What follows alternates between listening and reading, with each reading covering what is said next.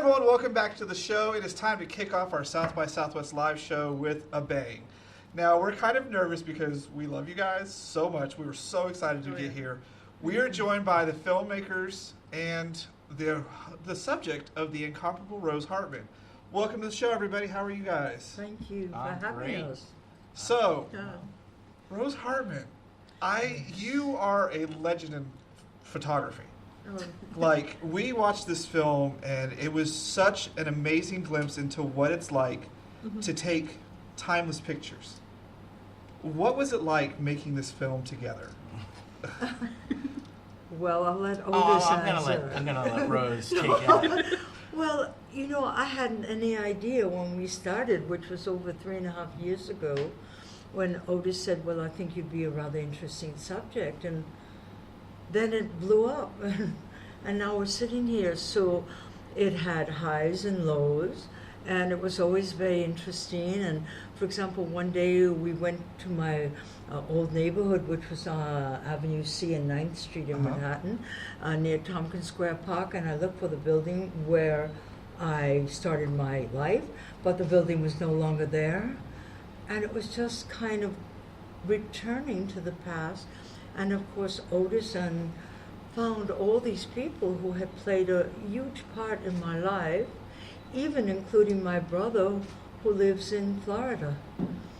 And he went to my brother's home and interviewed him, and I was never at those interviews so that people could speak quite directly and more than honestly. Which you are very more than honest in everything you talk about. Like, I love hearing you like, no, you're not looking at my picture. It's over on that wall. Go look. Oh, I love that you say that. That was in Paris, and I was very fortunate. I had met that blonde woman. I don't know if you remember her. She's in one of the scenes. But I had met her in New York briefly, and she said, look, if you're in Paris, I have an extra room. I said, what? Yeah, I'll be there. And then she made this beautiful cocktail party, and she printed images which were put on the wall for the guests to hopefully buy. Yeah. And that was what was going on. But then I thought, well, what are these people doing? They just wanted to drink Rothschild champagne. So for you, Otis, 3 years is a long time to dedicate to making a film. Yes. Like, did you ever go, man, what did I get myself into?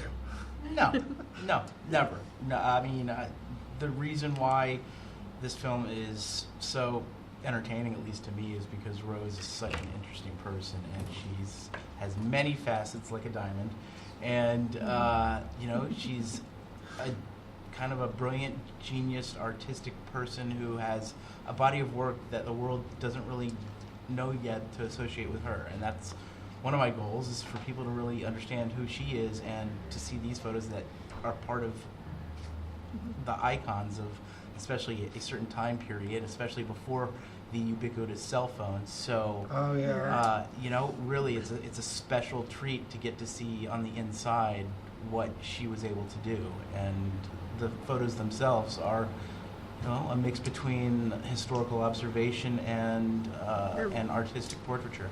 Yeah, they're some of my favorite photographs. Thank you. Photographs. That's our new word for today. Thank you. You're welcome. Because I love 80s and 90s Hollywood. It's one of the best eras in filmmaking, in my opinion. Granted, I might be a little young and I don't know what's coming. I'm only 28. But just looking at my favorite actresses like Michelle Pfeiffer and some of my favorite actors, there's a photo of Johnny Depp that you did that's just really, really touching and kind of... In the cowboy hat? I think so, yeah. Well, that was an interesting moment. I have been very lucky, and I've been invited to a lot of events. And I think I was the only photographer, and that was actually in Soho, New York. And it was a salute to Kate Moss. So it was an exhibition of photographers who had photographed her. But at that time, she and Johnny were obviously a duo.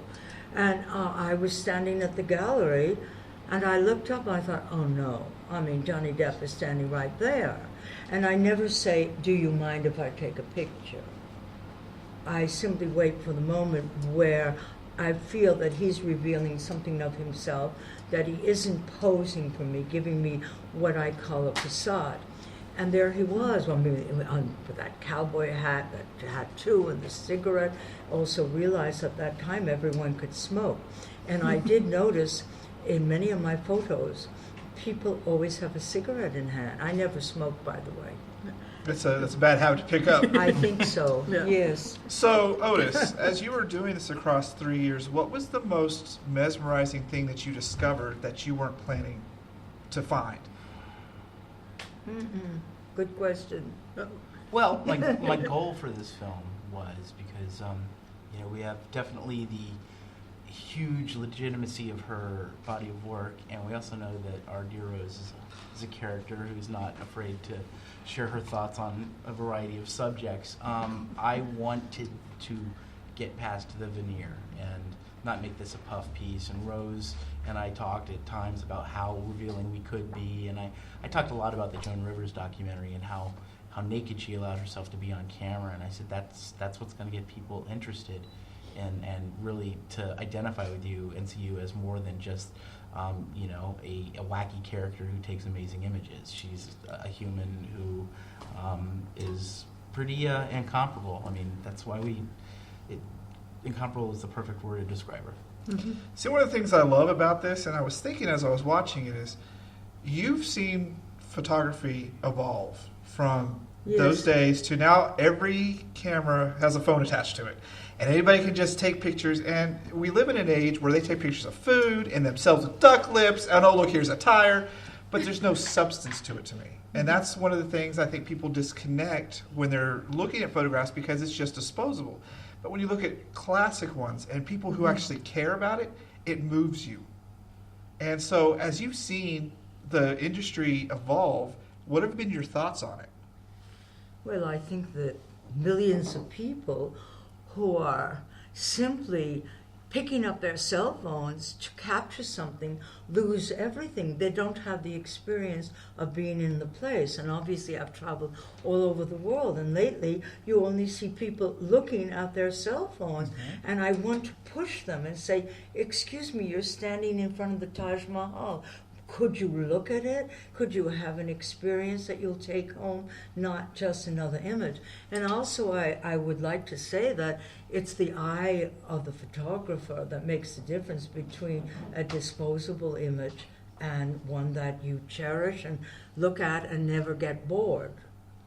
I also think, in terms of art history in general, that this was a particular medium that's changed, because I feel as though even if you see the most amazing image in the world that was taken by a great photographer, that was shared on whatever, Facebook or online, it still is like you appreciate it for a moment and then it's kind of gone, as opposed to what Rose was doing, which was creating iconic images that are actually going to stick around for a long time, as opposed to just like, oh wow, that was a cool picture, click, left, that was swipe. one of my favorite things about watching this and really thinking was, your which stuff is is timeless. already a good thing. Yeah, and you also, I hate taking pose pictures. I hate people who are like, oh no, let me pose for this. No, you take it in the moment because you never know when that moment happens.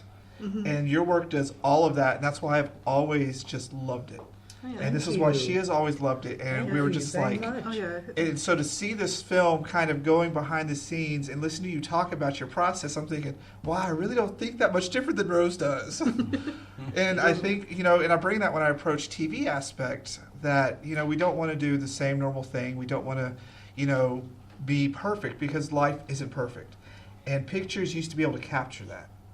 So how are you handling taking pictures these days? Well, now I'm really involved with my photo books, and I did Incomparable Women of Style. I've always admired women who know how to put themselves together in an original way, not by buying head-to-toe designer outfit, because there are thousands of women who do that, but what they've done and that they do not have any imagination.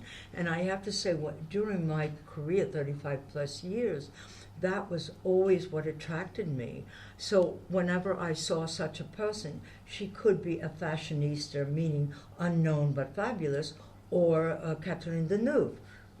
Mm-hmm. Yeah. So it would run the gamut. So that was one book, and then Incomparable Couples was my most recent book, and I think you mentioned there's going to be a book signing. Yes. I hope you'll I sign haven't all. mentioned it yet, but yes, she's going to be Please. having a book signing, I believe, at 12:30 at the official South by Southwest book signing on Tuesday, and I can get yelled at by my Yeah, we'll get all that. team So if This I'm has wrong, but I'm been- pretty sure it's definitely No, Tuesday. no, you're right. You're Okay. absolutely right. this has been an amazing 10 minutes, but we're now out of time. Oh my goodness. Where it's can so they see this fast. film? We are world premiering tonight at Alamo Lamar, and they're 6:15. I don't know. If you're there, you're gonna see Something amazing. Oh, something yeah. amazing. So I want to thank you guys for coming out and just kicking off our show with a bang this year. Mhm. We Thank are you. incredibly proud to have you guys on the show and had a great time at South by Southwest. Thanks. Please enjoy Austin. I don't know if this is your first time here, but It please, is my first time. then definitely enjoy it. Believe me, it's I one of my am. favorite cities. Because I got to visit St. Cecilia for breakfast with Jake Gyllenhaal and Ethan Hawke sitting there and my having breakfast here. And I have to say that was the high point. So we'll be back with more Fanboy TV South by Southwest Live right after this. The next one is then- Gorilla. Gorilla is their mother, and I want to know And she's got 72 children. who slept with her to have 72 children. Someone that She's evil got who three- eats babies. She's got 3 different husbands and 72